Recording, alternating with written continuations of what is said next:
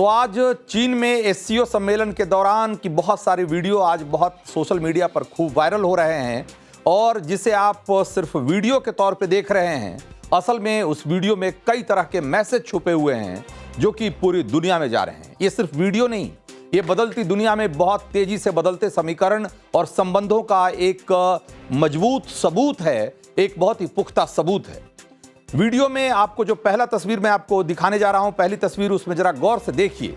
इसमें राष्ट्रपति पुतिन हैं, राष्ट्रपति जिनपिंग हैं और तीनों में गजब की केमिस्ट्री, गजब की बॉन्डिंग दिखाई दे रही है। कैसे कैसे इस पावरफुल वीडियो को डिकोड किया जा रहा है वो सब मैं आपको आगे बताऊंगा, लेकिन पहले इस हंसी मजाक का वो राज जान लीजिए जिसका खुलासा एक तरीके से सरकारी रूसी मीडिया ने किया है। तो रशियन टीवी आरटी यानी कि रशियन टुडे जो है वो इस वीडियो को सोशल मीडिया पर शेयर करते हुए उसने लिखा कि पुतिन ने जरूर कोई जोक सुनाया होगा जिस पर पीएम मोदी इतना हंस रहे हैं। और वो जोक क्या हो सकता है, इसको लेकर आरटी ने जो लिखा है वो और भी बहुत रोचक है। तो आरटी ने लिखा कि पुतिन ने 50% ट्रंप टैरिफ को लेकर जरूर कोई मजाक किया होगा जिस पर कि ये सारे नेता हंस रहे हैं। यानी रूसी मीडिया भी ट्रंप के टैरिफ वाले अभियान पर खूब मजे ले रही है। तो कहां तो ट्रंप ने टैरिफ लगाते हुए सोचा था कि भारत के साथ साथ रूस और चीन को भी वो मुसीबत में डालने वाले हैं, लेकिन यहां तो अलग ही माहौल दिख रहा है। टैरिफ लगाने के बाद जब पहली बार मोदी, पुतिन और जिनपिंग मिले तो ऐसे हंसी मजाक करते दिखे कि जैसे कि उन्हें किसी बात का, कम से कम ट्रंप के टैरिफ का तो कम से कम कोई लोड नहीं है। और रूसी मीडिया ने तो इसे टैरिफ को, इस पूरे टैरिफ वाले जो अभियान है उसका मजाक ही बना दिया उसने। तो जरा देखा जाए तो इस वीडियो में जो दिख रहा है कि कैसे मोदी, पुतिन और जिनपिंग का जो अंदाज है वो एक तरीके से उससे निकलने वाला मैसेज ऐसा है जिसको कि दुनिया आज की तारीख में नजरअंदाज नहीं कर सकती। और ये मैसेज उस शख्स को भी है जो इस वीडियो में नहीं दिख रहा है, यानी अमेरिका के राष्ट्रपति ट्रंप को। ये वीडियो मैसेज है कि अमेरिकी दादागिरी का टाइम लगभग ओवर हो चुका है। अमेरिका को बुली करने वाली सोच जो अमेरिका की है वो अब नहीं चलने वाली, और वो वक्त आ चुका है जब पेनल्टी लगाकर, प्रतिबंध लगाकर अमेरिका अपनी बात दूसरों से जो मनवाने की उसकी चाल है अब वो चलने वाली है नहीं दुनिया में। ये वीडियो एक तरह का मैसेज है कि वेस्टर्न पावर के खिलाफ एक मजबूत गठबंधन अब आकार ले चुका है।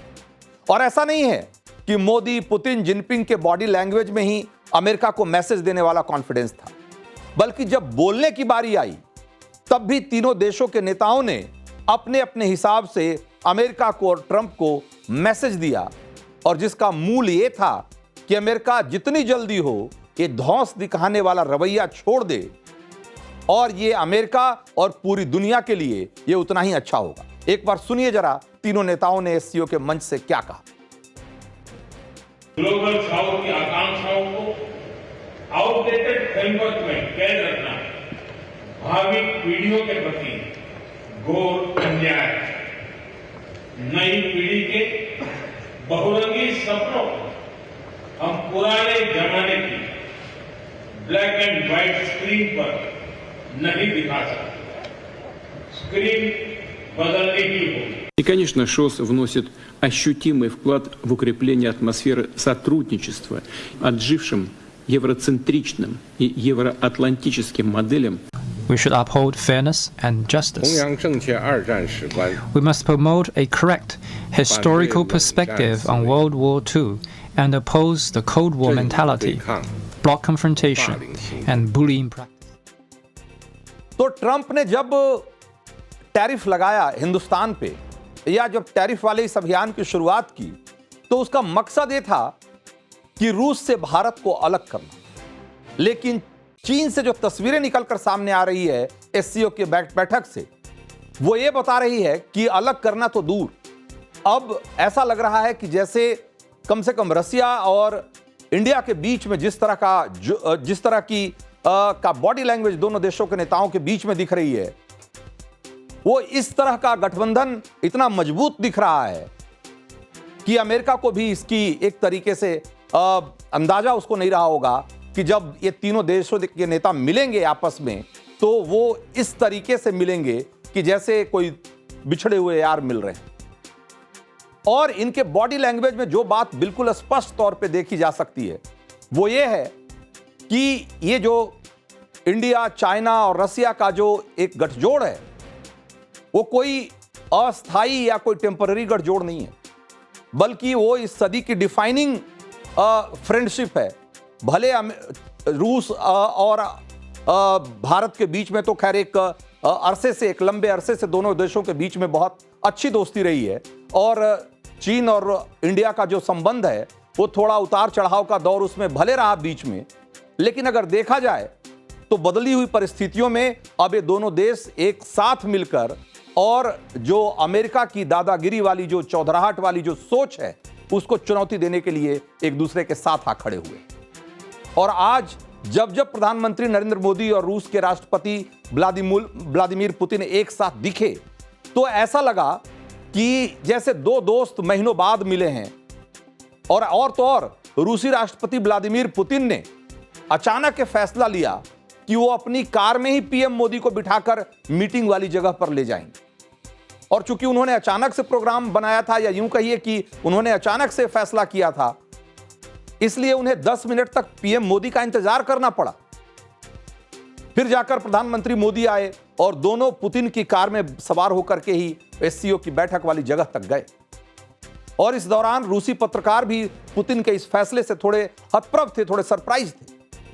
उन्हें भी कानों कान भनक नहीं थी कि पुतिन अचानक से पीएम मोदी को अपने साथ लेकर जाएंगे या उनको इस तरीके से अपनी कार में साथ बिठाकर ले जाएंगे। और इसके लिए पुतिन ने सिर्फ 10 मिनट इंतजार नहीं किया, बल्कि कार में भी पुतिन और मोदी के बीच एक लंबी बातचीत हुई, जो कि बायलैटरल मीटिंग से पहले हुई। यानी कि डेलीगेशन लेवल के साथ, जो डेलीगेशन लेवल पर जो बैठक होनी थी दोनों नेताओं की, उससे पहले कार में ही दोनों नेताओं ने 1-to-1 एक मीटिंग भी कर ली। बताया यह जा रहा है कि कार में पुतिन और मोदी की मीटिंग लगभग 45 मिनट तक चली। और यह बताता है कि आज की तारीख में जो इंडिया और रसिया के बीच में जो संबंध हैं वो कितने प्रगाढ़ हैं, और उसमें दोनों नेताओं के बीच में किस तरह की केमिस्ट्री। तो मोदी, पुतिन और जिनपिंग की केमिस्ट्री के बाद अब जरा इस एक और वीडियो को देखिए। और इस फंक्शन में पाकिस्तान के प्रधानमंत्री शहबाज शरीफ की हालत ऐसी लग रही थी जैसे बिन बुलाए मेहमान हो। मेजबान जिनपिंग ने तो शहबाज की मौजूदगी का जैसे कोई लोड ही नहीं लिया। जैसे तैसे लपक कर शहबाज ने पुतिन का हाथ मिलाया, और वो भी जिनपिंग की पीठ के पीछे। जरा वो तस्वीरें भी देखिए गौर से। तो इसी तरीके से एक दूसरे वीडियो में जब मोदी और पुतिन हाथ में हाथ डाले आगे बढ़ रहे हैं, तो शहबाज पाकिस्तान के झंडे के सामने सावधान की मुद्रा में खड़े हुए दिखाई देते हैं। अगर देखा जाए कि अगर दुनिया के बड़े नेताओं की जो बॉडी लैंग्वेज है, अगर वो उनकी कूटनीति का हिस्सा है, तो आप ये समझिए कि सीओ की बैठक में जो मोदी का बॉडी लैंग्वेज था वो ग्लोबल पॉलिटिक्स के चैंपियन की तरह था, और शहबाज शरीफ 1% खिलाड़ी की तरह दिख रहे थे। मोदी पुतिन के सामने शहबाज जिस पोज में खड़े थे, उसको लेकर भी सोशल मीडिया पर बुरी तरीके से ट्रोल किया जा रहा है। उनको कहा जा रहा है कि ये तो भीख मांगने वाले लीडर जैसा बर्ताव था, इसीलिए उनकी फोटो को भिखारी के ड्रेस में एक तरीके से दिखा दिया गया। खुद पाकिस्तानी लिख रहे हैं कि भाई कुछ तो इज्जत का ख्याल कर लेना चाहिए था। शहबाज की फोटो के साथ लोग कैसे कैसे मजे ले रहे हैं, उसकी कुछ तस्वीरें जरा आपको हम दिखा रहे हैं, देखिए जरा गौर से। किसी ने शहबाज की फोटो को वेटर का ड्रेस पहना दिया, और सोशल मीडिया को देखकर ऐसा लग रहा है जैसे एससीओ में एंटरटेनमेंट का पूरा ठेका अकेले शहबाज शरीफ ने ले रखा था। तो शहबाज की जो बची खुची इज्जत पीएम मोदी ने अपने भाषण में उतार दी। आतंकवाद का मसला उठाकर पीएम मोदी ने शहबाज के मुंह पर पहलगाम आतंकी हमले का जिक्र भी किया, और पाकिस्तान को संरक्षण देते आए चीन के सामने ही पीएम मोदी ने पाकिस्तान की एक तरीके से खटिया खड़ी कर दी। पहले आप पीएम मोदी का बयान सुनिए और फिर बताएंगे कि इसका एससीओ और खासकर चीन पर कितना जबरदस्त इंपैक्ट पड़ा है। यह हमला केवल भारत की अंतरात्मा पर ही आघात नहीं, यह मानवता में विश्वास रखने वाले हर देश, हर व्यक्ति को खुली चुनौती थी। ऐसे में प्रश्न उठना स्वाभाविक है, क्या कुछ देशों द्वारा आतंकवाद का खुलेआम समर्थन हमें स्वीकार्य हो सकता है? एक्सेलेंसी, हमें स्पष्ट रूप से और एक स्वर में कहना होगा कि आतंकवाद पर कोई भी डबल स्टैंडर्ड स्वीकार्य नहीं होंगे। तो पीएम मोदी के इस तेवर को देखते हुए, आतंकवाद के खिलाफ भारत के सख्त रवैये को देखते हुए, एससीओ समिट में वो हुआ जो आज से पहले कभी नहीं हुआ था। यहां पर जो साझा बयान जारी किया गया उसमें पहलगाम हमले का बाकायदा जिक्र किया गया है और सभी देशों के नेताओं ने मिलकर ये माना कि पहलगाम में हुआ हमला गलत था, ऐसा आतंकवादी हमला किसी कीमत पर मंजूर नहीं है। और शंघाई सहयोग संगठन के सदस्य देशों ने 22 अप्रैल 2025 को पहलगाम में हुए आतंकी हमले की कड़ी निंदा की और उन्होंने हमले में मारे गए लोगों के परिवार वालों और घायलों के प्रति गहरी संवेदना व्यक्त की और जोर देकर कहा कि हमले के दोषियों, योजनाकारों और प्रयोजकों और जो प्रायोजक हैं उसके, यानी कि एक तरीके से देखा जाए तो परोक्ष रूप से पाकिस्तान का भी जिक्र है, और प्रायोजकों को न्याय के कटघरे में लाया जाना चाहिए। पाकिस्तान जो पहलगाम हमले का मुख्य साजिश करता है, वो एक तरीके से इस स्वीकृति के बाद एक तरीके से देखा जाए तो दुनिया के एक बड़े मंच पर एक बार फिर से बेनकाब हो गया है। और ये जीत इसलिए भी महत्वपूर्ण है क्योंकि चीन की धरती पर पाकिस्तान को पीएम मोदी ने बेनकाब किया है। और यहां आपको एक बात याद रखनी चाहिए कि इसी साल जून में जब एससीओ के देशों की रक्षा मंत्रियों की बैठक हुई थी, तो उस बैठक में जो साझा बयान तैयार किया गया था, उस बैठक के बाद उसमें पहलगाम आतंकी हमले की निंदा नहीं की गई थी। तब वहां रक्षा मंत्री राजनाथ सिंह मौजूद थे और साझा बयान पढ़ने के बाद उन्होंने इसका विरोध जताया था और उस पर साइन करने से इनकार कर दिया था, जिसके बाद वो साझा बयान जारी नहीं किया जा सका। लेकिन इस बार प्रधानमंत्री मोदी का जो तेवर था उसको देखते हुए चीन को यह बात समझ में आ गई कि यहां पर पाकिस्तान की तरफदारी करने से बात बनेगी नहीं। और इसीलिए न सिर्फ साझा बयान में बल्कि सामूहिक रूप से सारे देशों ने इस बात को स्वीकार किया कि इस तरह के आतंकवादी घटनाओं को किसी भी तरीके से जायज नहीं ठहराया जा सकता और इसके प्रायोजकों को भी कटघरे में खड़ा किए जाने की जरूरत है और उनको भी दंड दिए जाने की जरूरत है। तो आप ये सोचिए कि जिस तरीके से इस बड़े मंच पर पाकिस्तान की बेइज्जती हुई है, उसके बाद प्रधानमंत्री शहबाज शरीफ क्या मुंह लेकर पाकिस्तान लौटेंगे, एक बार यह भी उनको सोचना चाहिए। खैर, तो पाकिस्तान में तो शहबाज के लौटने के बाद टेंशन बढ़ेगी। अमेरिका तो मोदी, पुतिन और जिनपिंग की मुलाकात से पहले ही एक तरीके से टेंशन में था और कितना परेशान था उसकी खबर अमेरिकी राष्ट्रपति डोनाल्ड ट्रंप के सलाहकार पीटर नवारो के एक भड़काऊ बयान से आप समझ सकते हैं।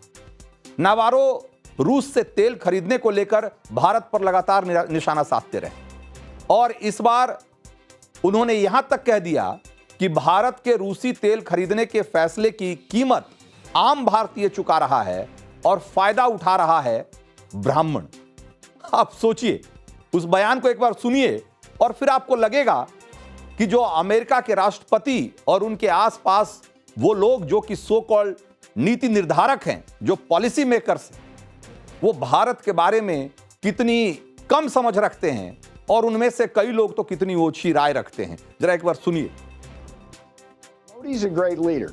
I don't understand why he's getting to bed with Putin and Xi Jinping when he's the biggest democracy in the world. So I would just simply say to the Indian people, please understand what's going on here. You got Brahmins profiteering at the expense of the Indian people.